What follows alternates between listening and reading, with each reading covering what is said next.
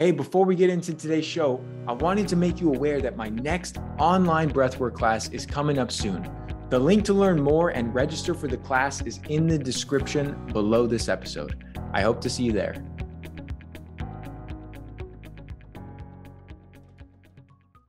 Hey everyone, welcome back to the show. This is your host, Ryan Kennedy, and today I'm having a conversation with a new friend of mine, Sage Burmeister, on some topics that are near and dear to my heart.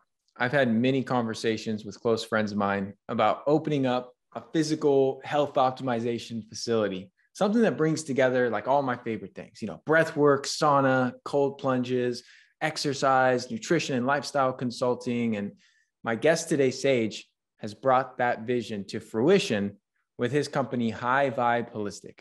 So a bit about Sage.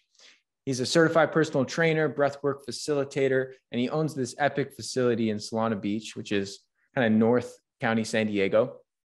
And it really started from his own breakthrough from addiction, where he discovered the power of combining breathwork and intense physical activities. And he's now helped hundreds of people get in the best shape of their lives, physically and spiritually. And his company, High Vibe Holistic, offers in-person and online stuff. They got some great online courses, and then they have this epic facility where they do all sorts of great, cold immersion, sober workshops, community building, all that sort of good stuff. So we're going to dive into all of it today. So Sage, welcome to the show, man. Dude, thanks for having me, Ryan. When I started following your page, I was like, I love everything this guy's doing. And, I think there's definitely a good synchronicity. So I'm stoked to be on today.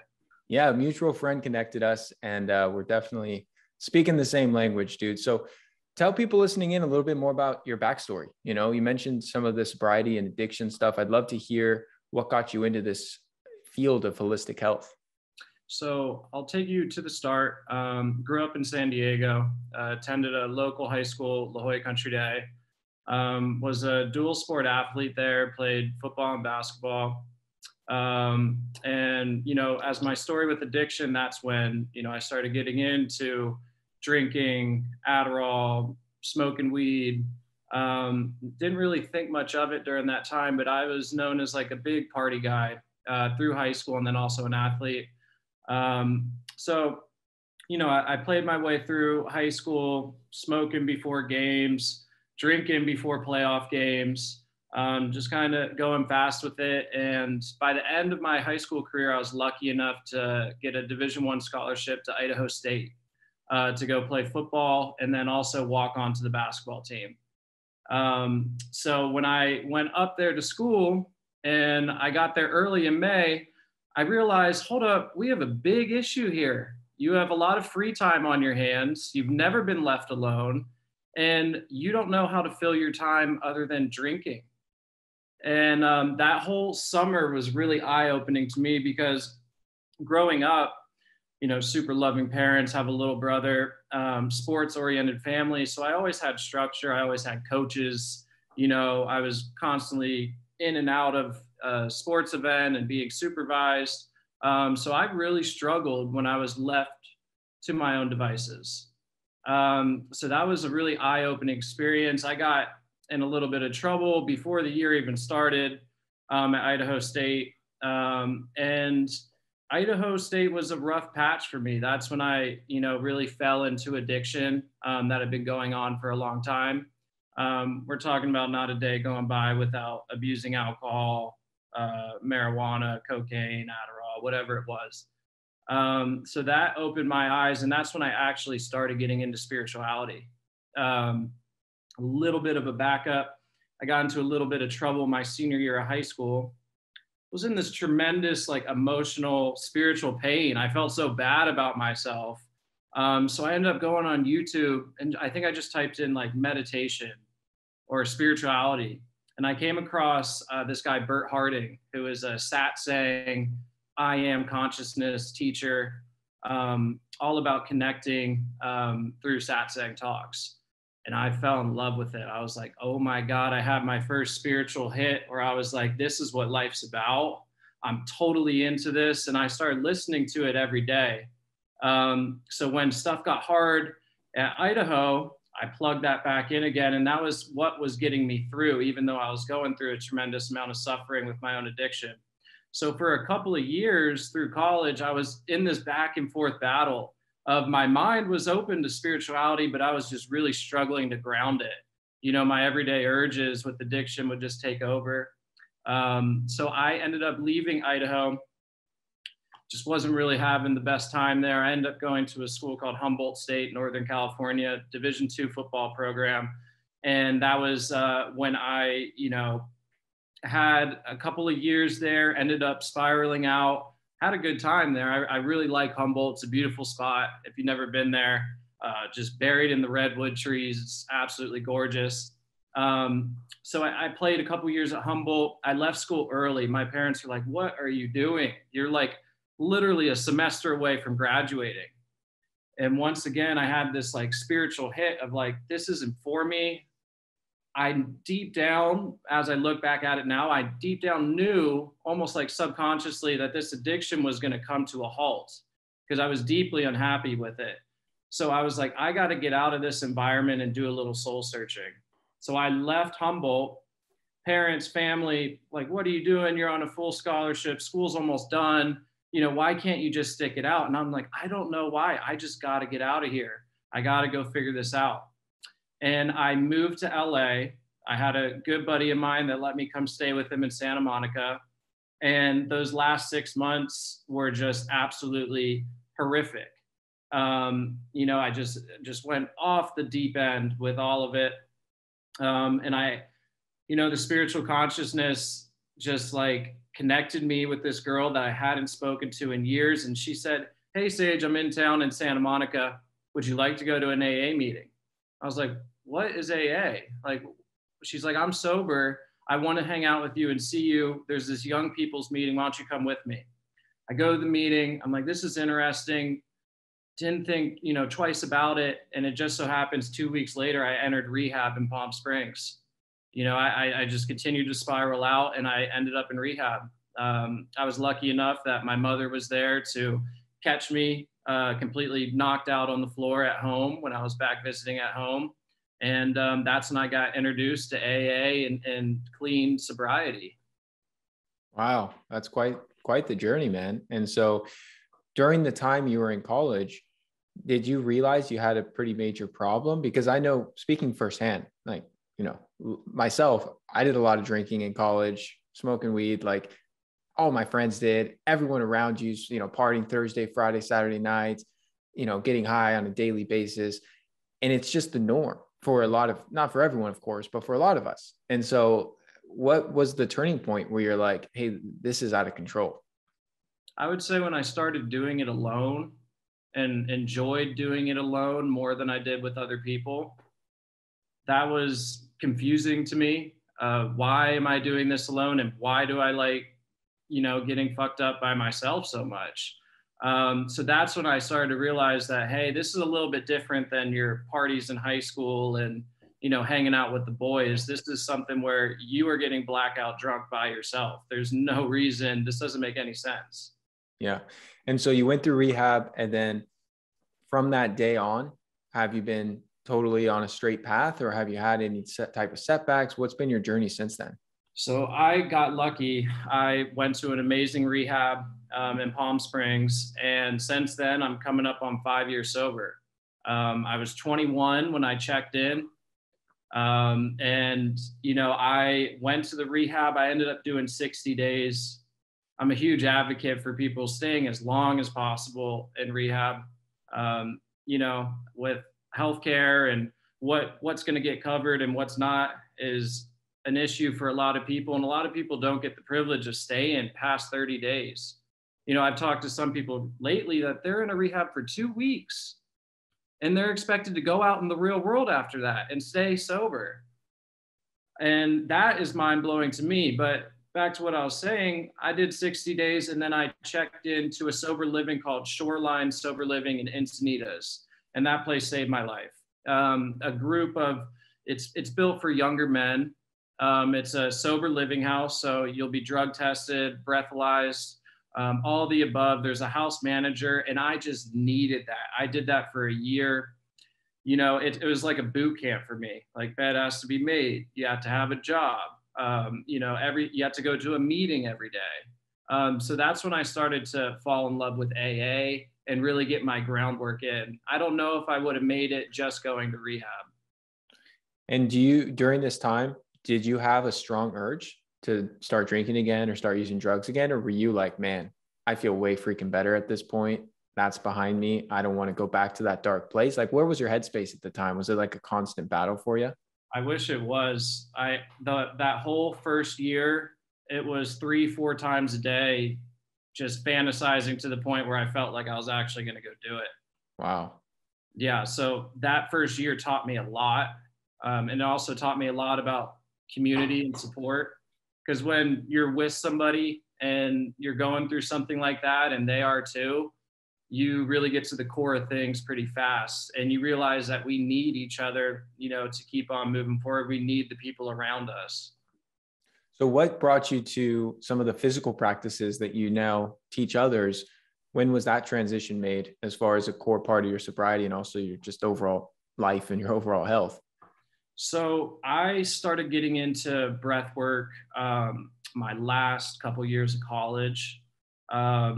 And when I went to rehab and I got out of rehab, I just had a strong urge to dive into it because it made me feel good. Like it was simple to start. Like I just felt so good after. Meditation was a little bit more difficult for me. So I looked at breath work as a fast track to meditation, because I noticed after I did my breathing, I could actually sit there for 10 minutes and meditate. Totally. So I started taking courses. I took some really good courses. I went on some cool retreats and got certified in breath work. And I just fell in love with the whole variety of it. On my Instagram, on my Facebook, a lot of the times I'm demonstrating and sharing, one stroke or traditional style breath work, but even the pranayama and these other practices, I just like fell in love with Kundalini Yoga. Yeah. The whole approach of it, I really, really enjoyed. And I found that because my practice got so diverse, I ended up doing it every day, because it's not every day that you're going to want to push yourself to the limit with breath work. Some days you might want to just flow and take it easy. So I learned that. And then I started working with clients. And what I noticed with my clients is, hey, some days they're the same as me. They're going to want to push it. And then there's some days where they're going to want to sink movement into it and take it a little bit more relaxed. Absolutely, man. And that's the beautiful thing about breathwork is there's so many different modalities and variations of it that are wildly different from each other. So what would you say is the primary technique that you teach and that you, utilize? Is like a Tumo breathing, like Wim Hof, or what type of classes are you leading these days? So during my classes, we always warm up with a form of pranayama, whether it's like alternate nostril breathing, turtle breathing, some Kundalini Yoga, like Sufi grinds, just like spinal flexes to open them up. And then we always go into like a one stroke or Wim Hof type breathing. And in 2019, I went out to Iceland. I went on a Wim Hof retreat, and that just completely opened up my eyes to pushing yourself to your limits and the beauty that comes with that. We're talking 1.5-hour breath work session in the middle of Iceland where I open my eyes. I'm like, what planet am I on? Like, this is insane. And then going and doing the cold exposure, which is the first time I really got my butt kicked in that, but fell in love with that. It's such a powerful tool. Yeah, a close friend of mine did the similar retreat, and he told me all about it, and it's wild. I mean, it's really pushing the limits, but it's so cool that the whole community, it's like a tribe of individuals that are all supporting each other, and it sounds like just an epic experience. And on the topic of Kundalini Yoga, dude, I went to my first Kundalini class years and years ago, and I had never heard of it. I walked into it thinking it was going to be like a typical yoga flow. Like I was like, oh yeah, it's just going to be like your standard yoga stretch class. This will be cool. And they start doing all this chanting and all these wild positions and all this different breathing. And at the time I was like, this is fucking nuts, dude. Like where did I walk into? Is this some sort of cult? But I was like, whatever, I'm here. I have an open mind. Let me just go along with it. And I just gave it my all and did the class. And I felt so freaking good after. I started doing the Kundalini Yoga at that studio every day for months afterwards, because I was like, this is whatever is going on here. I can't explain it, but it makes me feel absolutely amazing. So I'm just going to keep doing it.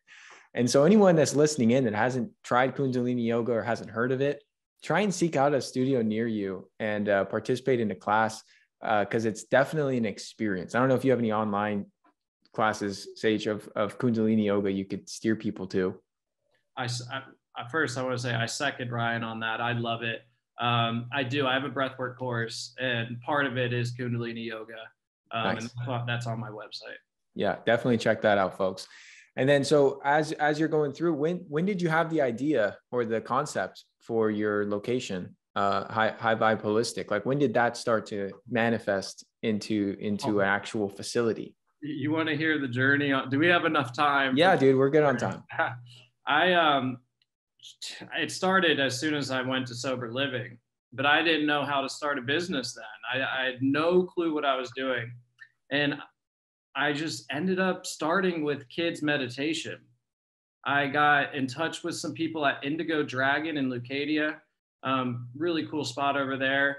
And my first clients just happened to be like kids meditation clients. So I was like, okay, there might be something here. I started with that. And then from there, I got certified personal training, started training people here and there. So I was like, oh, I think this is actually a really good combination and what I do with all my time. So I'm just going to combine the two. So I did that. And then I happened to go on the Wim Hof retreat, and I was like, oh, hot and cold. So now I've got these 4 pillars, like hot, cold, breathwork, workout. And then I started off going to see clients, but then I used my parents' garage for like a year and a half, 2 years through COVID. And I had the whole setup in there. I was able to invest in the equipment I needed. And from that point, I just went out looking for spots. And I had like a specific type I wanted. And I found a spot in Solana Beach with the bay door and everything that I wanted. So that was, to put it rather quickly, the journey. But basically, it was a bunch of little steps in the right direction with my own growth and having a really good group of people to believe in me, my parents, my girlfriend, my friends, my best friend. I have a lot of people helping me on that journey. Totally. And I love the synergy of these modalities. I know I've, kind of stumbled upon them myself, and I've always loved exercise and, training. And I've always found just the insane mood boost and endorphins to just be very enticing as a way to just feel better. And of course, there's physical benefits and other things, but it's really the mental health side of things that I think gets overlooked, as people have this association with like, oh, exercise for a better physical body and for bigger muscles or fat loss. And yeah, that's absolutely part of the journey. But I see it as one of the most powerful ways to alleviate depression and anxiety and stress and all these really chronic mental hurdles that so many of us suffer from. And then when you start to stack in on top of your exercise, you start to stack in some different breathing mechanics. You start to stack in a sauna session. Then you go do some cold exposure. And before you know it, you have this like, combination, the stack of different things that by the end of it, you're like, oh my gosh, I've been reborn. I got a new lease on life, dude. Like, I feel absolutely fantastic. And so that's been my journey in kind of building out my own setup. I don't have a physical facility open to the public like you do, Sage, but just in my own compound, my own property, building out the home gym and building, getting the infrared sauna and getting the cold, chest freezer conversion going for the cold plunge, and, kind of building all these little pieces out and then utilizing them daily and just seeing the impact it has on how you feel, how you show up in the world, how you perform mentally and physically. It is unparalleled. I mean, these are the real keys to unlock the next level for humans. I completely agree. It's fascinating after an hour and a half session, how different you feel, like you said. Yep. It's completely different. I view the world differently. I know it sounds extreme, but it only takes me about an hour and a half, and I'm just in a completely different space. Absolutely, man. I love the breath work the most out of all of them because you don't need anything. Like, some people might hear this and be like, oh, that's all fine and good, but I don't have a sauna or I don't have a cold plunge. Well, first of all, anyone can take a cold shower, and that's going to be a good baseline. Secondly, with the breath work, all you got to do is lay on the floor and breathe. Like, that's it. You don't have to buy anything. You don't have to go anywhere. And that's why I think it's the most underappreciated and underutilized modality. Is it's because it's an inherent right for every functioning human. And yet most of us are just never taught how to breathe. And I've done extensive episodes on breath work. And one of the modalities I find to be probably one of my favorites, as much as I love all types of breath work, is holotropic breathing, going into what a lot of people call transformational breath work or shamanic breath work, where you're doing this 3-part rhythmic breath for a long period of time. And the different emotional states that you unlock and the disillusion of your ego and, some of these mental blocks allows you to do so much deep healing. And that's where I see it as a very powerful modality, especially something I want you to share on, Sage, with your histories. I think a lot of addiction is just rooted in emotional and mental pain, and, a lot of trauma and a lot of just emotional turmoil that causes people to feel this need to escape reality with substance abuse. And so I want to hear, your thoughts on that. And then also what you've seen with people you work with on the breathwork front. I, once again, couldn't agree more. The different emotions, mentally, spiritually, emotionally, that you're able to transcend during just one breathwork session is absolutely amazing. And I like to think of myself, I don't know if you've ever heard the quote, but like, especially in the health and wellness space, like whatever you're doing or providing for other people, at some point you needed it the most. Yep. You know what I mean? So for me as an addict, like I have all those cruddy emotions, those are built into my response for most of my life. So I learned through the breathing how to release those, and I still go through that, but I still have this valuable tool that I just like am inherently tapping into. But I think just being an addict, I love that I have this. I love sharing it with, I've done work in IOP centers, rehabs. Like these guys, they light up after, man. And it makes me so happy because these are guys that it's their first time getting sober. They feel like shit and they're just looking for some form of release. Yeah. And being able to provide that, it's like, dude, like I know that's when I get a soul calling, like you're right where you need to be doing this. I love that, man. And I've always really felt strongly that getting this type of breathing into like the prison system is where, society needs it the most, where they don't have a lot of tools at their disposal. You can't tell a prisoner, yo, dude, go jump in the infrared sauna and sweat it out. It's like, not quite, but they can all do breath work. They can all breathe. They can all lie on the ground and access their own breath. And the amount of just regret and pain and traumatic experiences and all sorts of just mental and emotional issues that those people suffer from. I mean, I'm sure you've heard the saying, hurt people. And so it's not that they're just inherently trying to do wrong, but they're just deep down suffering. And that leads to a lot of outward, poor choices. And so that's another area or demographic of people I think really could utilize the breath work, and it would just be completely change society. If you got this out to just more people. And I host online breathwork classes, and we'll get, tons of students coming and doing the deep holotropic breath work with guided music. And, it's an amazing experience, but it's just something I'm constantly drawn to just to share it with more individuals because of the impact it's had on me personally, but also the impact I've seen it have on literally thousands of people that have come to these classes over the years I've been teaching them. It's just wild, man, that more people don't have an awareness of the breath. That's beautiful, man. I mean, the internal calling that you have to share it with others just tells you everything you need to know from there. That's what it's all about, man. That's what it's all about. Well, as far as moving forward from here, man, any exciting projects you're working on, anything going on with either your company, your physical location, or otherwise that, you want to share with the audience? I'm really excited about these Sunday sessions I've been doing at High Vibe.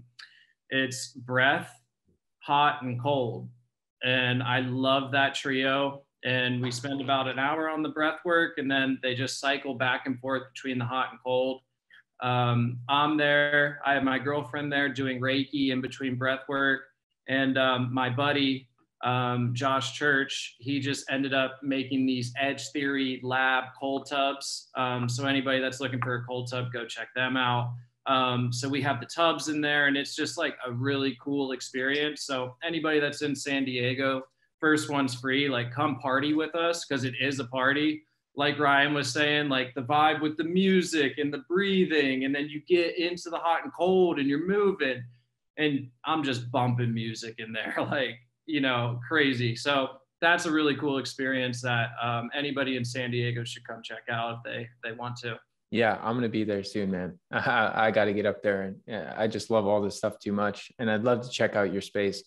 So we'll make that happen. And I'll put a link in the show notes to the cold plunges, because I know a lot of people reach out to me and they're like, dude, what do you recommend for the cold plunge? And it's a little tricky because a lot of the ones on the market are like $5 to $10 grand for like a really high end, legit cold plunge with the filtration systems and the cooling mechanisms and everything else.